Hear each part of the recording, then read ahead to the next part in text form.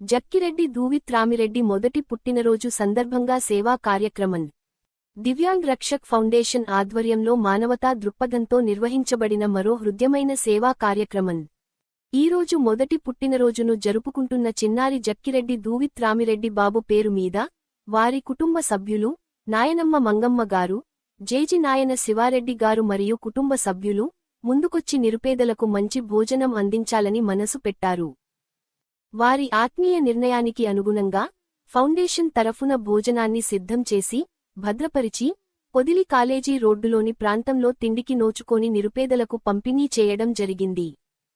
ఈ సేవా కార్యక్రమం ద్వారా చిన్నారి పుట్టినరోజు నిజంగా అర్థవంతంగా మారింది. నిరుపేదలకు అన్నదానం పెట్టి నిరుపేదల ముఖాల్లో చిరునవ్వులు పుట్టాయి.